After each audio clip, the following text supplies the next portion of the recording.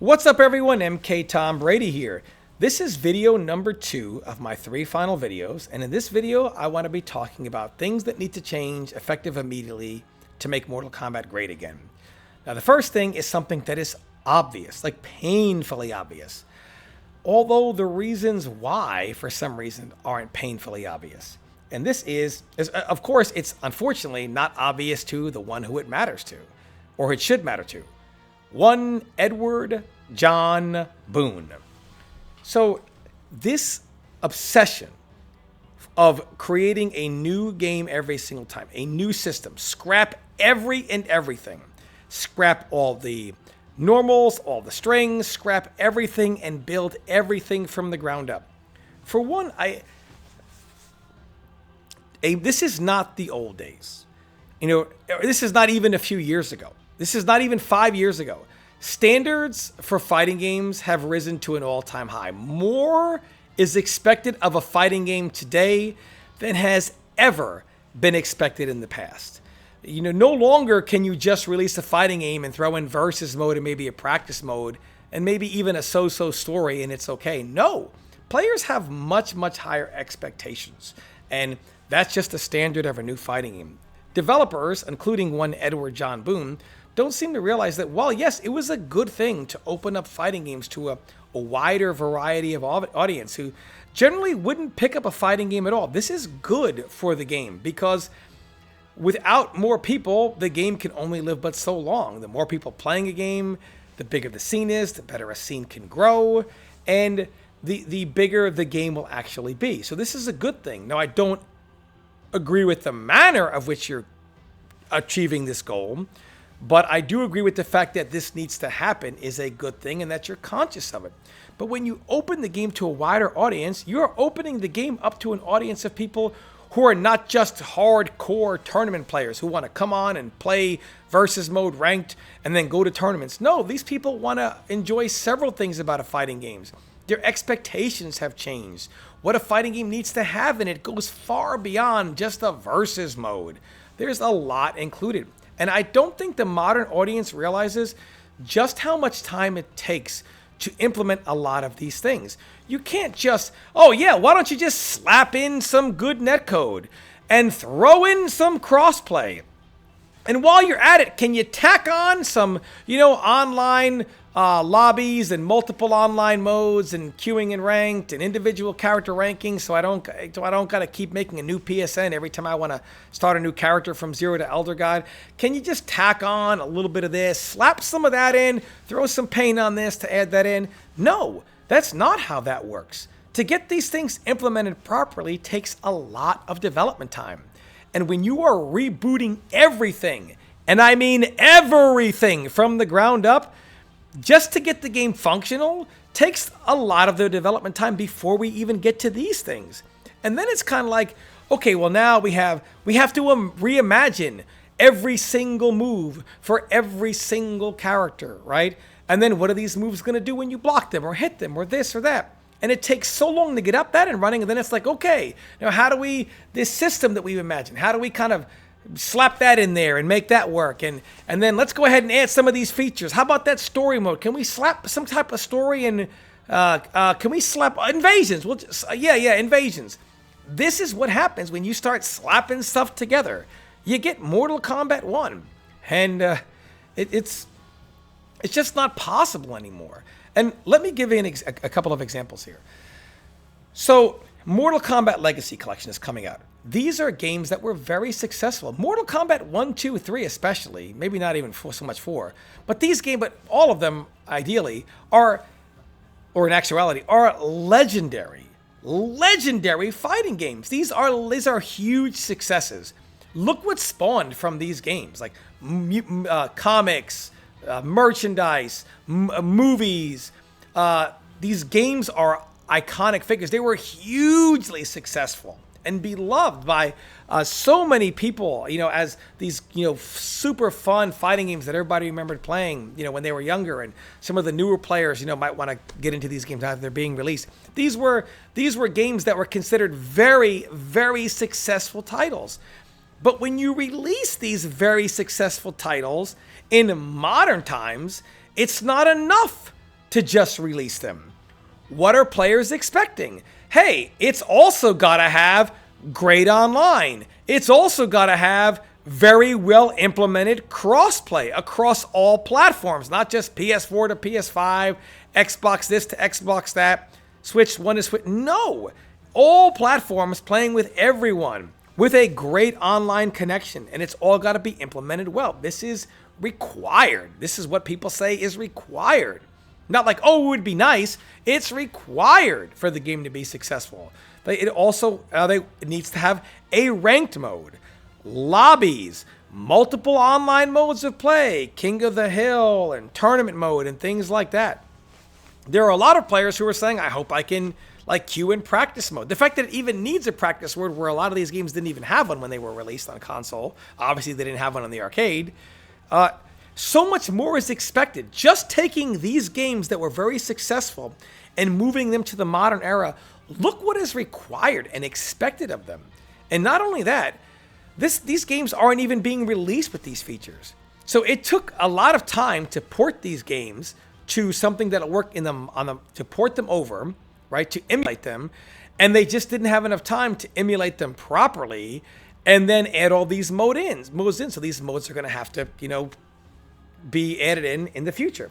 Now, can you imagine if they didn't have to emulate it, but rebuild them from the ground? We're going to rebuild UMK3 from the ground up. We're going to rebuild every normal, every string, everything rebuilt. They don't even have enough time to take the game, add these games as they are, and emulate them currently to work on our modern platforms and run properly and put all these modes of play in. They certainly wouldn't have enough time to, we'll just rebuild everything. This just goes to show you that it takes a lot of time to add a lot of these features that you guys take for granted as standard and only realize there's a problem when they're not included in the game or not done properly. They take a lot of time. So when you have to rebuild everything from the ground up and then slap this and do this and throw this in, it's just not possible, which is why you get games like you get Mortal Kombat 1, unfortunately. It's just not possible to do that. NRS needs to pick a system and build a foundation. Listen, I'm going to give you one more example. The game that in Mortal Kombat, that most Mortal Kombat fans remember as the game having the most content is a game like Mortal Kombat Deception. But why is that? Well, look, from Mortal Kombat Deadly Alliance, they didn't say, I want everything scrapped. I want all new fighting styles, all new strings, all new normals. No, they said, we're going to port over all the fighting styles and all the normals from those fighting styles. And then we're also going to port over the effects of a lot of what these moves do. Now, they changed the speed and some of the properties, but they were able to port over a good amount of content. And they said, okay, now let's add some new fighting styles with some new moves and strings. And let's maybe add some new moves to these fighting styles. And we'll add Breaker and add this and that. It doesn't play anything like Mortal Kombat Deadly Alliance.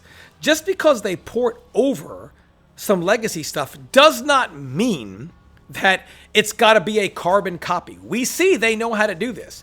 And Mortal Kombat Deception had Conquest mode, a good story mode that people love. They love Conquest mode. It had chess combat, puzzle combat, and people have fond memories of this. They have fond memories of Motor Combat from MK Armageddon. You see, when you are not starting from scratch, but building off of a system, the next game can play like its own game, not a carbon copy of the previous game, and you have more time to do more. And look, Deception, was it a tournament game? No, but it wasn't made to be a tournament game. It was made to be a fun party game that you go online and play with people and have some really cool, fun modes to play. And that's exactly what it played like. And because they didn't have to start from the ground up. If they did, if Deception was ground up, you wouldn't have the Conquest mode you had, chess combat, puzzle combat. You wouldn't have had any, you might not even have the story as good. You wouldn't have had these things. You were able to have them because they didn't have to start from scratch.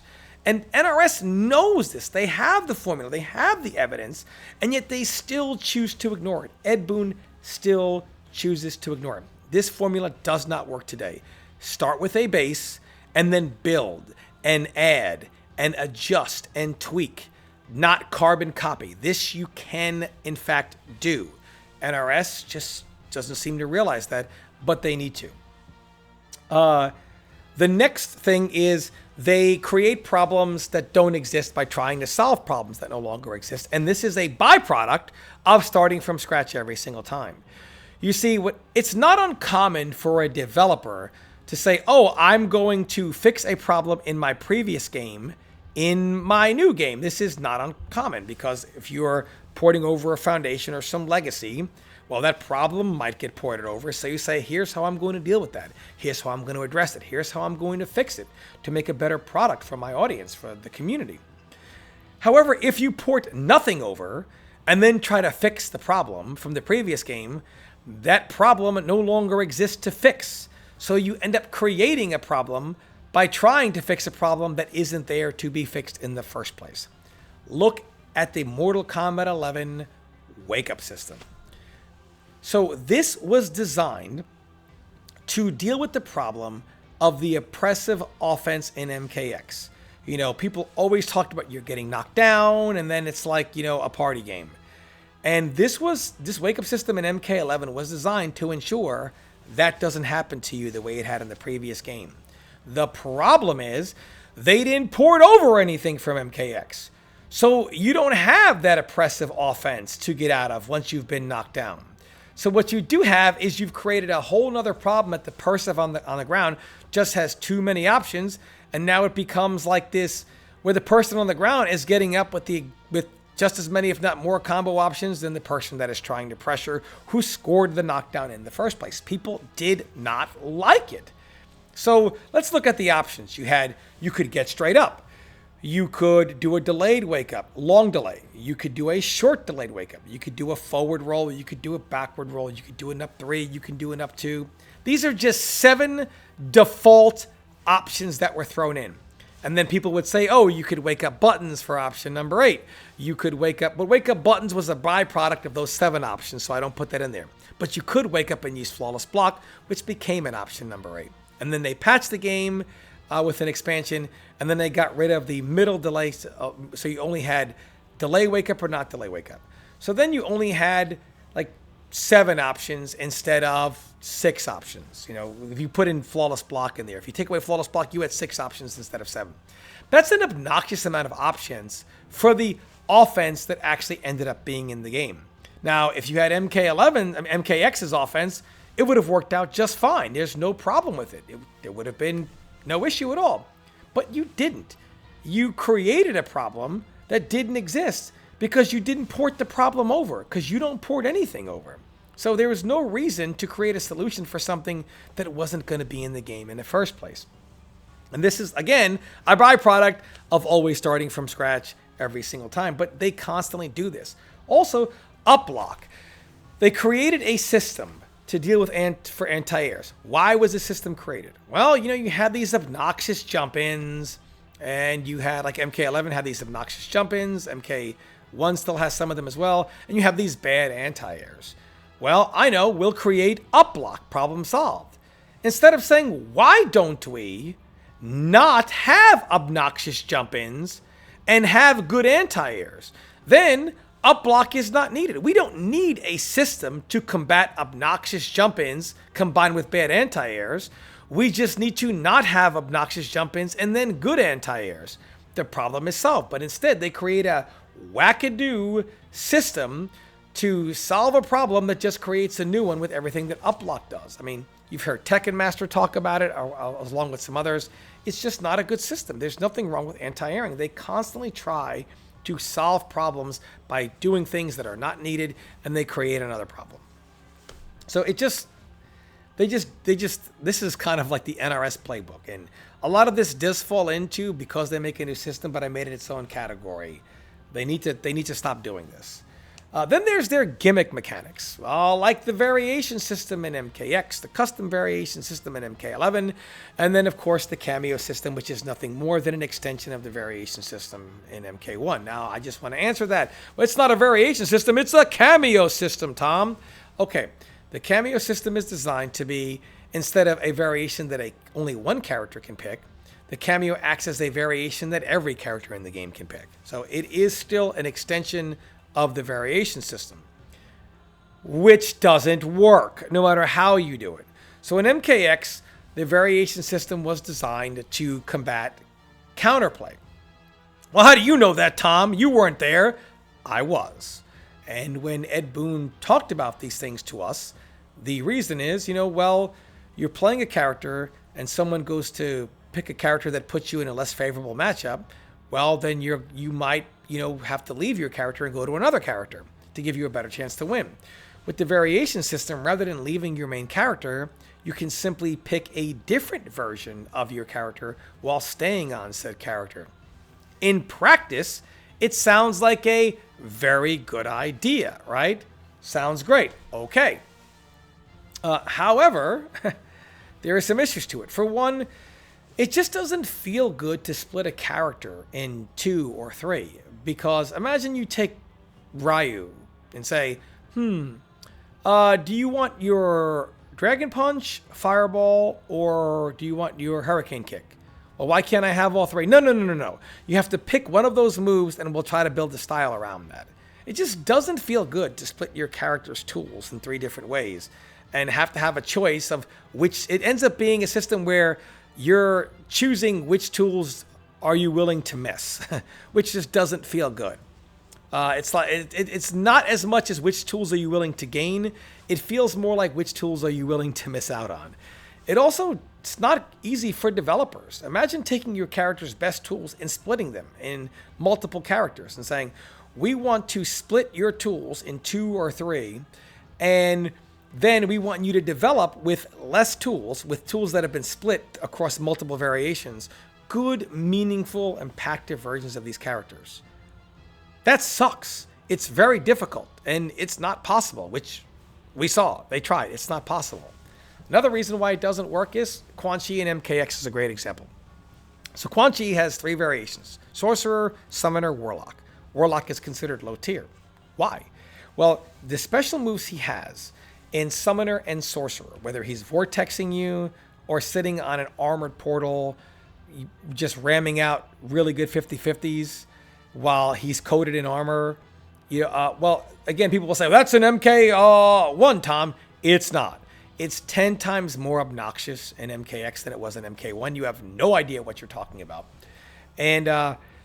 But they realize these are really powerful tools, especially before I believe the final patch when Quan Chi's back 2 was an actual overhead. Very powerful. So how do they balance this out? Well, in order to balance out the very powerful moves we gave him in the variations, we have to give him his base kit some drawbacks. But then when you go to another variation, if the moves you gave that character are not equally as powerful, well, it's just the tools you gave them are not powerful enough to overcome those drawbacks, and the variation becomes not usable.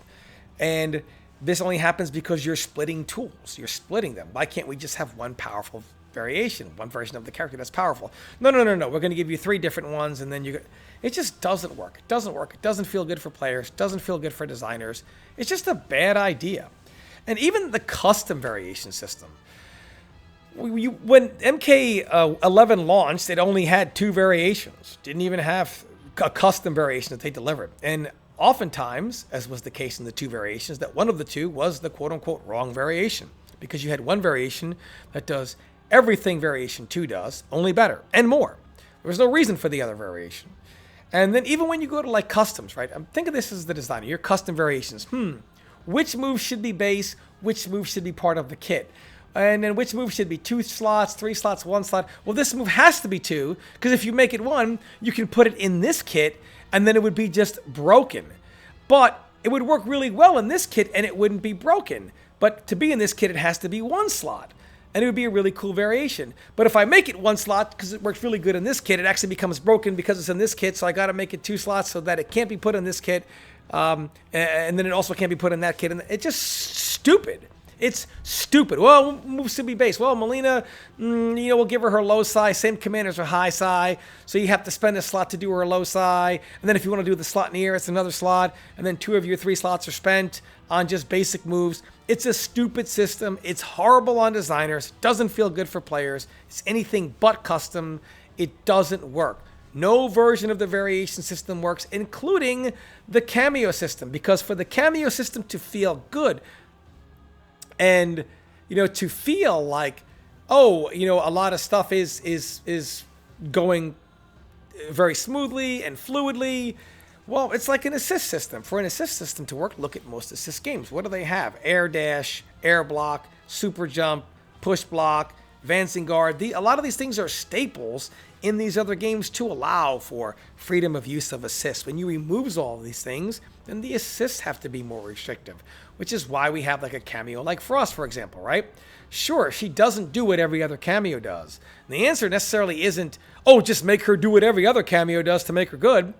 It's, well, if you take her move, let's say you give her an 8-second cooldown, well, imagine a Frost Ball going off every 8 seconds, or the Frost Punch Rush that knocks you across the screen and does hella chip. You'd be walk, duck, or trying to move around this orb going off constantly. It would feel terrible to fight against. But then when you raise the cooldown to 16 to 20 seconds, it feels terrible for the person using it. You always get to use your assist. I never get to use mine. It just doesn't feel very good. And the characters just aren't, most of them, just aren't fluid enough to be designed as 1v1 characters where they can pick and choose an assist and not need the assist to do a lot of the assist a lot of times acts almost like an extension of a lot of your special moves. We see this with several characters in the game. This is why the assists all have to do certain things, like, it has to make my moves that are minus, moves that are unsafe safe, moves that are minus plus, combos that don't combo. Give me a 50-50 option where I don't naturally have a 50-50, right? And make it available because a lot of these moves are meant to supplement some of my special moves that are lacking because I'm not a complete character, because I have to put this variation/cameo as part of me. It just doesn't work. It doesn't feel good. And this is why we see the same 3-4 cameos throughout the life of the game. They alternate which cameos are what, but they're all trying to do something similar for the most part. It just doesn't work. It doesn't matter if it's a cameo system, a variation system, custom variation system. It's a gimmick. It's a gimmick that never gets flushed out properly, and probably also because you're starting from scratch every single time. All these issues kind of compound one on top of another. MK1 really is all of their issues compounded and coming together in one game at the exact same time. And that's why things were so bad. You need to just make one character with all their tools. And then you'll have like a more flushed out character that's more complete, that feels good to play. There's nothing wrong with that formula. I don't know why NRS still keeps trying these gimmicks. And last but not least, we have the communication.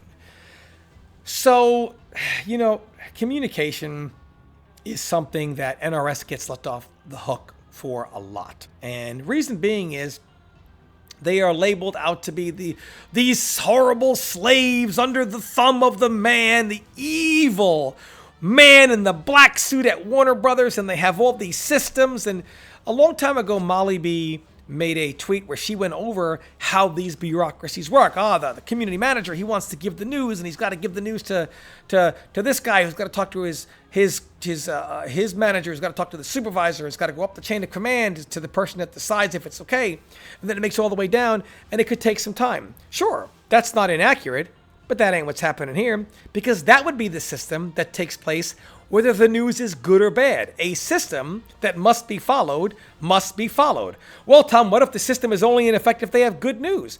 Who's to say it's good news? Well, the chain of command decides if the news is good or bad, not you. So if this chain of command was really there and bound and they're just held down by it, these people, you have to run this by them and they have to decide if the news is good or bad and if you can put it out there. And sure, good news obviously gets the okay much faster than bad news. However, good news still takes time. The minute those PlayStation charts come out, Ed Boon is, hey, look at us! Look at where we are on the charts. Must have not had to run that up the chain of command, I guess. Hey, look at what we're selling. How come the day the whole world finds out what they're selling? We find out what they're selling. Must not have ran that up the chain of command. When things are good, they will announce, they will talk about it the very day of, when things are good. When things are bad, servers down, not able to, things disconnecting, bugs, glitches, nothing. Nothing. Radio silent. Oh, but the bureaucracy, you don't understand. There is no communication. None. You will communicate when the news is good. We don't sue you when the news is bad. That is terrible.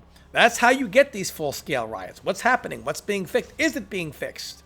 Do they even know about it? They don't even address it. Communication is very key. Ed Boon is stuck in 1995 sometimes. Secrets and no one can know. Ed, wake up, brother. Wake up. Now, before I end this video, I want to address the Mortal Kombat community here, who looks at a lot of things that I say as hate. I'm known as someone who is salty that they are not winning. And because of this, I am blindly hating on the game. Because I'm salty. He's salty he's not winning. Okay. Let me address this. Resume-wise, I am one of the greatest Mortal Kombat players of all time. No one has been as consistent for as long as I've been. From Mortal Kombat 1, even my last regional top 8 was at Summer Jam 2019, and it was a 91-man regional tournament. Now, look, these days, sometimes you guys are struggling to put 65 and 75 people in a pro tournament, so I don't want to hear about the numbers. But it was a regional tournament. There were some good players there. Were all the best ones there? No. But no one from MK1 until MK11 was winning or placing top consistently at a major and or regional level. No one. And for me, it was always regional at first. Then it went to a major level. And then for me, I ended on a regional level with MK11, I mean. But no one has done this for so long. And I was one of the very top players in the world at every Mortal Kombat game up until I retired in MK11. And still in MK11, I wasn't like an Omega top player, but I wasn't bad. Otherwise, you're not placing top 8 at 90-man regional tournaments. I wasn't some idiot. But my resume, I mean, I was on top for so long that not only was I winning in regular MK1, the first one, I won so long, I even won an Injustice one with young Sonic Fox in the tournament. That's how long I won for. Nobody has done that across as many Mortal Kombat games in the Mortal Kombat / NRS era for as long as I did. Young Fox, maybe the most dominant player we've ever seen. His era started in 2014 with Injustice 1, right? When he started doing well, placing top at tournaments, right? Winning tournaments, etc. Sonic Fox, I did this for over 30 years. Sonic Fox would have to do this until the year 2044. Not to be better than me, we all know he is, but to do it for as long as I did. That's stupid. Obviously, he's better, but to say to do it for as long as I did it, he would have to be doing it until the year 2044. Obviously, he'll do it better than I did. He's a better player. Duh. But my point is, to do it for as long. It's not easy. That's why nobody lasts 30 and 35 years in the FGC, because it's hard to be on top for that long. It's unheard of. And people that do it are celebrated. Except for over here. Because, never mind. But my point is, I have no reason to be salty. I have no reason to be salty. Why? Why do I have to be salty? Salty at today's players, Tom, because you never won? That's a lie. I did win. I was very successful.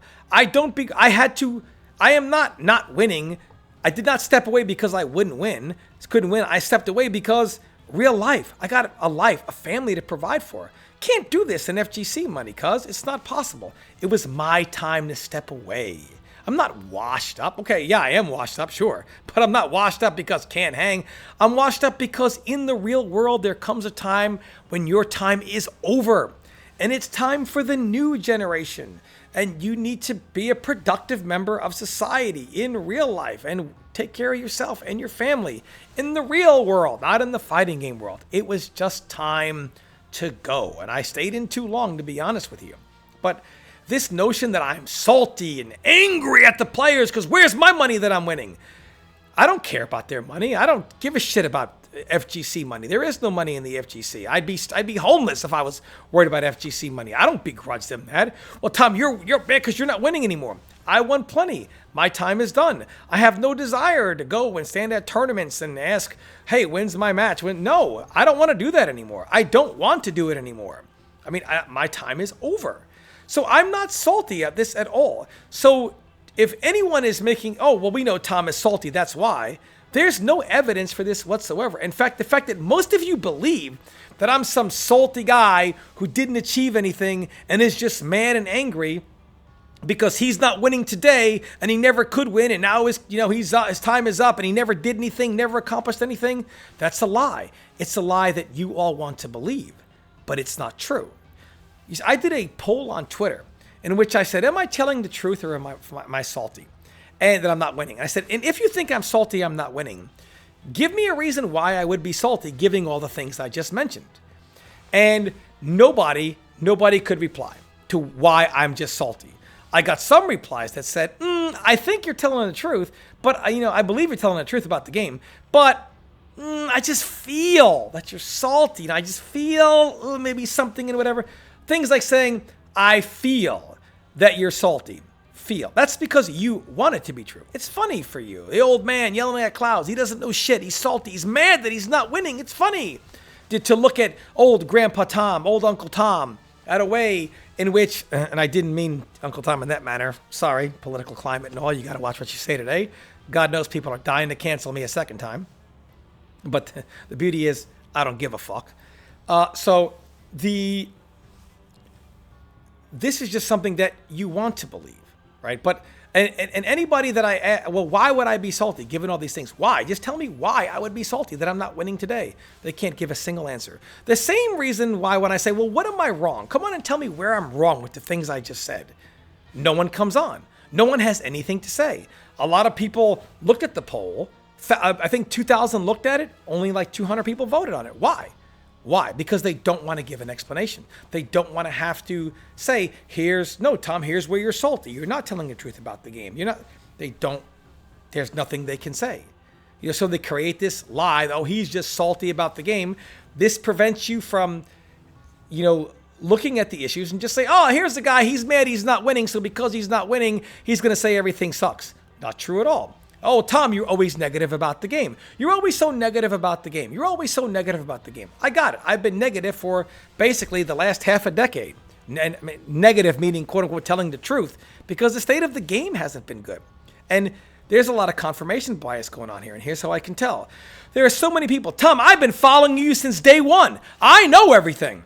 Okay. Can you list me some of my quote unquote negative videos? They're like, oh, what about this? What about this? What about this? What about this? Okay. Well, you've been following me since day one. Give me some of the positive ones. There aren't any. I mean, we all know. See, that's how you know. Keep in mind when ESL did its Pro Series in MKX, and it was doing its who players that have inspired you. So many players had fond memories of me, inspirational memories of me. Like, hey, this guy got me into Mortal Kombat. I loved watching Tom play MK9. He was such a big help in his guides and this and that. Of course, did I have some videos critiquing the game? Yes, same with MKX, but I had a lot of good videos on those games too, even early MK11. I didn't, I guess, go fire and brimstone until year 2 of MK11. But it's not that I'm trying to be overly negative. The situation isn't positive. It doesn't look good. The situation is bad. Your game, Mortal Kombat, just had its production ended because people stopped buying it after a year. That's not good. And you can justify it and lie any such way. You guys are all full of shit and not facing the reality of things and trying to put a frown upside down is only going to hurt, not help. There are things that must be accepted and must be realized by you and NRS. And these stupid delusions you tell yourself and things you tell yourself to feel better about night or warm and fuzzy about things need to stop because things are not warm and fuzzy. And right now you guys are like, oh, it didn't sell this, but at least it sold this. That's what happens. That's what Disney did. Well, things are looking a little worse, but it's still okay until it wasn't okay anymore.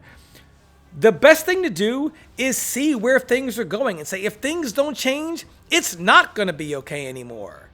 The sales, soon you won't even be able to say, look at the sales. People are going to get sick and tired. If it's one thing, if you learn anything, especially from Disney, eventually people get fucking sick and tired of the product. And no matter how much money, things were a license to print money, they stop printing money. And Mortal Kombat is no exception to that. These things must be realized for the game to grow, for the game to be great, for the community to love the game again. I really hope people pay attention to this video, but they won't, because it's me that said it. Just another reason why final video number 3 coming up, and I cannot wait to get it done so I never have to do any of the, I guess I don't even have to do that, but it's just pointless. You know, you can talk about all these things, but because it's coming from me, it's never going to be realized. It's just pointless. In fact, I'm doing more harm than good by talking about the issues. If somebody else said what I'm saying, Maximilian or somebody else would be like, oh yeah, this and that. But because it's me, the devil, the Antichrist of the FGC, definitely the Mortal Kombat community, oh, whoo, hands off, brother. If it was anybody else but me saying these things, it would be taken seriously. But by me saying these things, anybody else that says it going forward, it's just going to be like, didn't Tom say that? Garbage. It's just, I don't know. Anyway, thanks for watching, guys. One more video to go.